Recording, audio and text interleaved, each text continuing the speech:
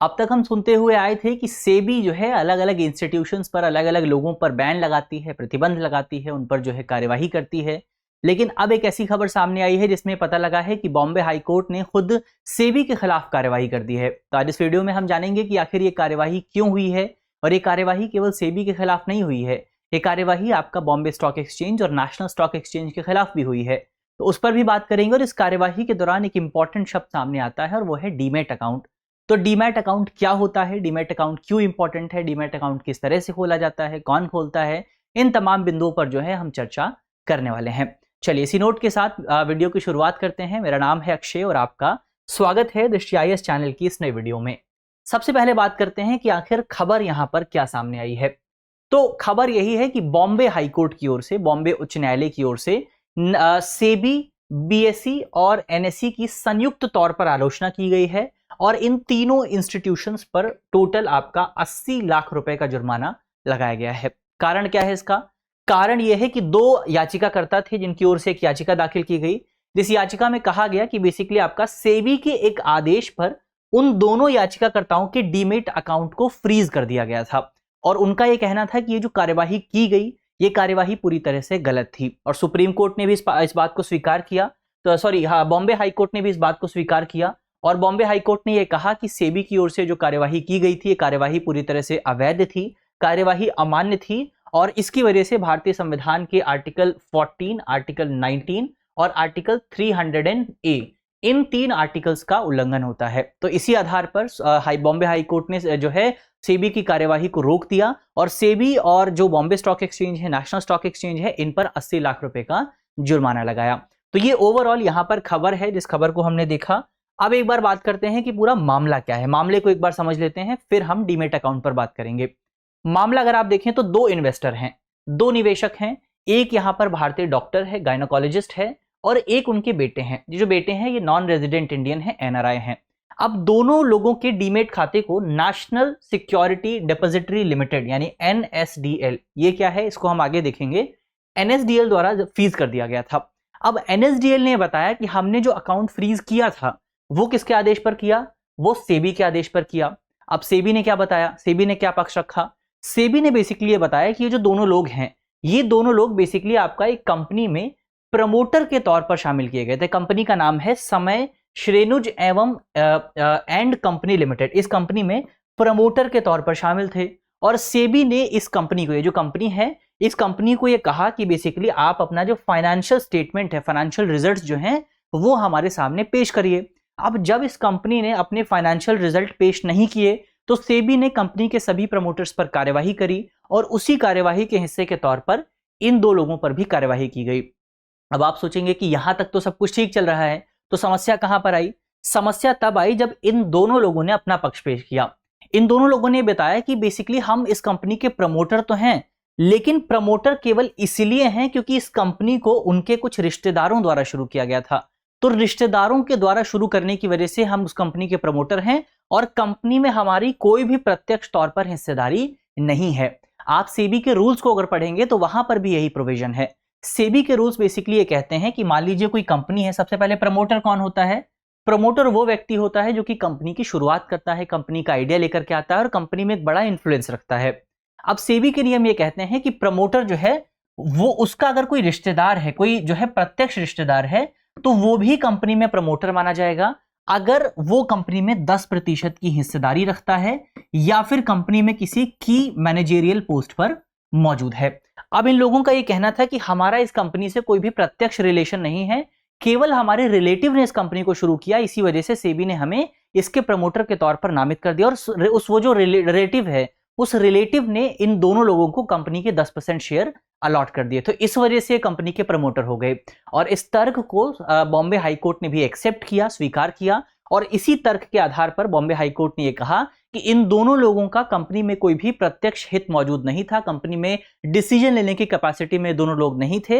ऐसे में सेबी ने जो कार्यवाही करी वो कार्यवाही पूरी तरह से गलत थी और सेबी ने और बॉम्बे हाई कोर्ट ने कहा कि सेबी, बॉम्बे स्टॉक एक्सचेंज और नेशनल स्टॉक एक्सचेंज को इन दोनों लोगों को मिल करके जो है 80 लाख रुपए का अमाउंट देना चाहिए। तो ये पूरा मामला है जिस मामले पर हमने बात की। अब यहां पर चर्चा में आता है डीमैट अकाउंट। तो डीमैट अकाउंट क्या होता है? इकोनॉमिक्स के लिहाज से ये एक इंपॉर्टेंट टॉपिक है जो कि आपका एग्जाम में पूछा जा सकता है। जो पिछली स्लाइड थी वो केवल आपकी समझ के लिए थी कि पूरा मामला आया क्या है। अब हम बात करते हैं कि आपके एग्जाम के लिए क्या इंपॉर्टेंट है, वो है आपका डीमैट अकाउंट। डीमैट अकाउंट होता क्या है? तो जैसे अगर आप बैंक अकाउंट का इस्तेमाल करते हैं, बैंक अकाउंट में क्या होता है, एक बैंक है, बैंक आपका खाता खोलता है और उस बैंक में आप अपने जो है पैसे जमा कर सकते हैं। बैंक में आपके पैसे सुरक्षित रहते हैं। अगर आप घर पे पैसे रखेंगे तो आपके चोरी होने की संभावना ज्यादा बढ़ जाती है। तो आप अपने पैसे जो है बैंक में जमा कर देते हैं, वहां पर आपको इंटरेस्ट मिलता है।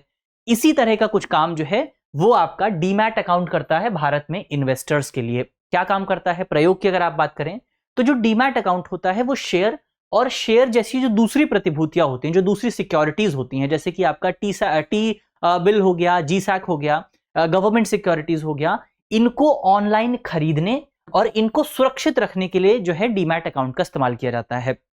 अब सबसे पहले डीमैट अकाउंट को जो है आपका डीमटेरियलाइज्ड अकाउंट भी कहा जाता है। ये डीमैट की फुल फॉर्म है। डीमैट जो है शॉर्ट फॉर्म होती है डीमटेरियलाइज्ड अकाउंट की। डीमटेरियलाइज्ड होने का क्या मतलब है? डीमटेरियलाइज होने का मतलब बेसिकली ये है कि जो आपकी फिजिकल सिक्योरिटीज हैं उनको जब इलेक्ट्रॉनिक रूप में ट्रांसफर किया जाता है तो इस प्रोसेस को कहा जाता है डीमटेरियलाइजेशन। अब इसको समझने के लिए हमें सबसे पहले समझना होगा कि भारत में डीमैट अकाउंट्स का इतिहास क्या रहा है। अगर डीमैट अकाउंट्स के इतिहास की बात करें तो इनकी शुरुआत हुई थी 1996 में। अब क्यों शुरुआत हुई थी उसमें अगर आप बात करें तो 1996 से पहले भारत में जो है सिक्योरिटीज और शेयर खरीदने, जब आप शेयर खरीदते थे तो शेयर खरीदने के दौरान आपको शेयर का जो है फिजिकल सर्टिफिकेट दिया जाता था, उसकी जो है फिजिकल कॉपी आपको दी जाती थी। तो एक कागज होता था जिस कागज पर कंपनी का नाम लिखा होता था, उस पर ये लिखा होता था कि आपने कितने शेयर खरीदे हैं, कितनी क्वांटिटी पर खरीदे हैं। तो आप जो है आपको एक फिजिकल कॉपी यहां पर दी जाती थी, फिजिकल कॉपी का उपयोग किया जाता था। लेकिन इस फिजिकल कॉपी में बहुत सारी समस्याएं मौजूद थी। क्या क्या समस्याएं थी? एक समस्या यह थी कि इसमें समय बहुत बर्बाद होता था। समय किस तरह से बर्बाद होता था? तो अभी क्या होता है, अभी आपने एक बटन दबाया और शेयर आपके अकाउंट में आ गए, लेकिन तब ऐसा नहीं होता था। तब आपको शेयर खरीदने के लिए फिजिकल कॉपी ले जानी पड़ती थी, फिजिकल कॉपी की डिलीवरी देनी पड़ती थी और ये पूरा जो समय होता था, इस पूरे पूरे पूरे पीरियड में, पूरे प्रोसेस में बहुत समय बर्बाद होता था। तो समय की बर्बादी एक बड़ी समस्या थी। बहुत खर्चीला हुआ करता था क्योंकि आपको फिजिकल कॉपी को प्रिंट करना होता था, उसको डिलीवरी करनी होती थी, उसका ट्रांसपोर्टेशन का कॉस्ट आता था, उसको स्टोर करने का कॉस्ट आता था, तो बहुत महंगा भी हुआ करता था। एक तो समय बर्बाद होता था, महंगा बहुत होता था, सुरक्षा का अभाव होता था क्योंकि जो सिक्योरिटीज हैं वो फिजिकल फॉर्म में मौजूद हैं तो उनके चोरी होने की संभावना ज्यादा है, उसमें आग लगने की संभावना ज्यादा है और कोई इमरजेंसी के दौरान उनके नष्ट होने की संभावना ज्यादा रहती थी। तो एक तो समय बर्बाद हो रहा है, बहुत महंगा होता है, खर्चीला होता है, सुरक्षा भी नहीं होती है, निपटान में भी देरी आती है, सेटलमेंट बहुत धीरे होता है। अभी अगर आप देखेंगे, अभी आप जो है कोई शेयर खरीदते हैं, वो शेयर तुरंत आपके डीमैट अकाउंट में पहुंच जाता है, लेकिन 1996 से पहले ऐसा नहीं होता था। तब जब आप कोई शेयर खरीदते थे या फिर कोई शेयर बेचते थे तो उसकी फिजिकल डिलीवरी होती थी, भौतिक तौर पर उस शेयर का जो प्रमाण पत्र है, जो सर्टिफिकेट है, वो डिलीवर किया जाता था। तो अब इसमें बहुत ज्यादा समय लगता था। इसके अलावा यहां पर लचीलेपन का भी अभाव था, फ्लेक्सिबिलिटी नहीं हुआ करती थी। फ्लेक्सिबिलिटी ना होने का मतलब यह है कि अभी क्या होता है, अभी क्या है, आप जो है इंटरनेट पर जाएंगे, आपका जो भी ब्रोकर है वहां से आप शेयर खरीदेंगे, आपको जो है 2-3 दिन में शेयर पसंद नहीं आता या 1 घंटे में शेयर पसंद नहीं आता है, आप तुरंत उसको बेच सकते हैं। लेकिन जब आप फिजिकल सर्टिफिकेट की बात करते हैं तो ये फ्लेक्सिबिलिटी आपके पास नहीं होती है। आप शेयर केवल तब बेच सकते हैं जब आपके पास उसका सर्टिफिकेट होगा और सर्टिफिकेट आने में बहुत टाइम लगता है, बहुत समय बर्बाद होता है। तो जो इन्वेस्टर्स थे उनके पास बहुत सारी फ्लेक्सिबिलिटी मौजूद नहीं थी। ये कुछ समस्याएं जो है आपको जो है फिजिकल सर्टिफिकेट्स के साथ देखने को मिलती थी और इन्हीं समस्याओं को दूर करने के लिए भारत में स्टॉक मार्केट में एक बड़ा बदलाव किया गया और वो बड़ा बदलाव था डीमैट अकाउंट का। भारत में डीमैट अकाउंट की व्यवस्था शुरू की गई, यानी कि जो आपका फिजिकल सर्टिफिकेट था उसको इलेक्ट्रॉनिक रूप में ट्रांसफर कर दिया गया, जिस प्रोसेस को क्या कहा जाता है, इसको कहा जाता है डीमटेरियलाइजेशन। तो ये हमने समझा कि स्टॉक मार्केट के टर्म में डीमटेरियलाइजेशन का क्या मतलब होता है। अब इसका फायदा क्या होता है डीमैट अकाउंट का? वही फायदा है कि आप प्रतिभूतियों को इलेक्ट्रॉनिक प्रारूप में जो है रखना संभव बनाता है। इसको आप जो है जो आपके स्मार्टफोन है कहीं से भी आप एक्सेस कर सकते हैं। इसमें आपका समय बहुत ज्यादा बर्बाद नहीं होता है, आप बहुत जल्दी जो है खरीद फरोख्त कर सकते हैं। इसमें आपका बहुत ज्यादा महंगा भी नहीं होता है क्योंकि कोई प्रिंट छापने की जरूरत नहीं होती है, कोई ट्रांसपोर्टेशन कॉस्ट नहीं आता, इलेक्ट्रॉनिक रूप से एक अकाउंट से दूसरे अकाउंट में सब कुछ ट्रांसफर हो जाता है। इसके अलावा सुरक्षा भी बहुत ज्यादा रहती है। सबसे इंपॉर्टेंट बात यही है कि अब आपका सर्टिफिकेट चोरी होने का कोई खतरा नहीं है, आपका आग लगने का कोई खतरा नहीं है, कोई भी डिजास्टर मैनेजमेंट का कोई खतरा यहाँ पर मौजूद नहीं है, लचीलापन भी होता है, जितनी जल्दी चाहे आप जो है खरीद सकते हैं, बेच सकते हैं, सेटलमेंट बहुत जल्दी हो जाता है। फिलहाल अगर आप देखें भारत में T+1 सेटलमेंट सिस्टम चलता है, सरकार T+0 सेटलमेंट सिस्टम पर भी विचार कर रही है। तो ये जो T+0 T+1 सेटलमेंट सिस्टम है, इससे पहले T+2 सेटलमेंट सिस्टम भी था, ये जो सिस्टम है, ये सिस्टम केवल आपका डीमैट अकाउंट की वजह से ही संभव हो पाए हैं। तो ये हमने डीमैट अकाउंट को देखा कि डीमैट अकाउंट क्या है और क्यों इंपॉर्टेंट होता है। अब यहां पर सवाल उठता है कि आप डीमैट अकाउंट खोलेंगे कैसे। उसकी अगर आप बात करें तो डीमैट अकाउंट खोलने के लिए बेसिकली आपको डिपॉजिटरी के साथ अपने आप को रजिस्टर करना होता है। अब सवाल उठता है कि डिपॉजिटरी क्या होता है। डिपॉजिटरी बेसिकली आपके ऐसे संगठन होते हैं जो कि ट्रेडिंग में या फिर इन्वेस्टिंग में आपकी मदद करते हैं। ये जो आपके संगठन है, ये बेसिकली सभी शेयर्स और प्रतिभूतियों को डीमटेरियलाइज्ड फॉर्म में अपने पास रखते हैं। यानी कि आप जो, जैसे आप बैंक, जब आप बैंक का खाता खुलवाना चाहते हैं, अकाउंट खुलवाना चाहते हैं, तो आप किसके पास जाते हैं? आप जाते हैं बैंक के पास।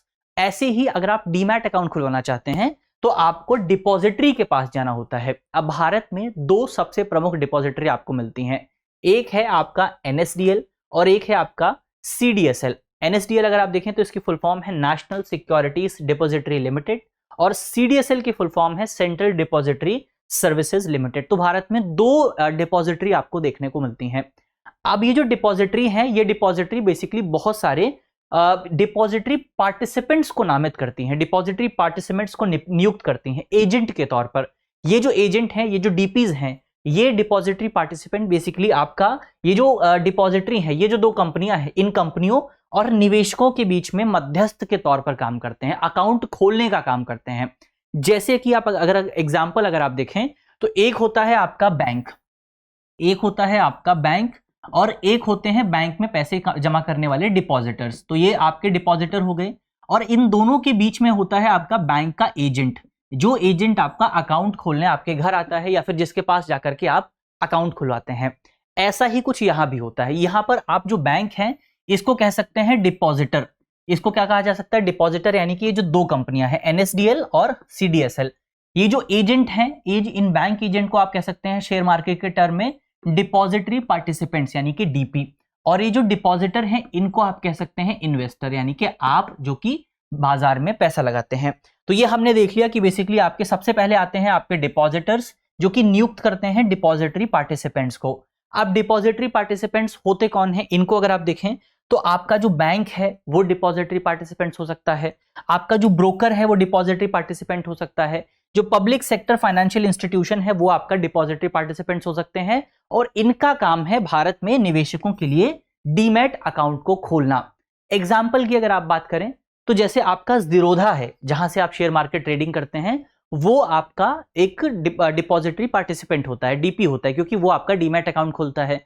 ग्रो आपने नाम सुना होगा, ग्रो एक ऐप है, ये भी आपका डीमैट अकाउंट खोलते हैं, ये भी डिपॉजिटरी पार्टिसिपेंट होते हैं।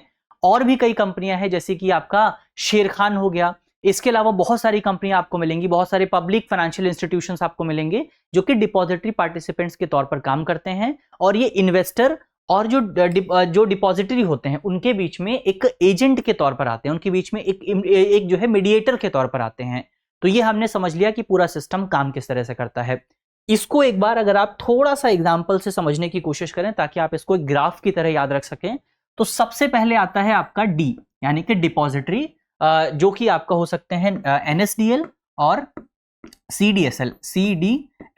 तो ये आपके होते हैं डिपॉजिटरी। फिर इसके बाद सेकंड नंबर पर आते हैं आपके DP यानी कि डिपॉजिटरी पार्टिसिपेंट्स। ये क्या हो सकते हैं? ये आपके ब्रोकर हो सकते हैं, यानी कि आपका जैसे ग्रो हो गया, ज़ीरोधा हो गया। ये आपके बैंक हो सकते हैं, तो आपका बैंक भी आपका डीमैट अकाउंट खोल सकता है। ये आपका फाइनेंशियल इंस्टीट्यूशंस हो सकते हैं जैसे कि पेटीएम पर भी आप जो है अकाउंट खोल सकते हैं। तो ब्रोकर हो गया, बैंक हो गया, फाइनेंशियल इंस्टीट्यूशंस हो गए। फिर तीसरे नंबर पर आते हैं आपके इन्वेस्टर्स यानी कि निवेशक। तो निवेशक क्या करते हैं? निवेशक इनके पास जाते हैं, डिपॉजिटरी पार्टिसिपेंट्स के पास जाते हैं, इनके पास अपना अकाउंट खोलते हैं। ये अकाउंट की जानकारी जो है डिपॉजिटरीज के पास लेकर के आते हैं, NSDL के पास लेकर के आते हैं, CDSL के पास लेकर के आते हैं।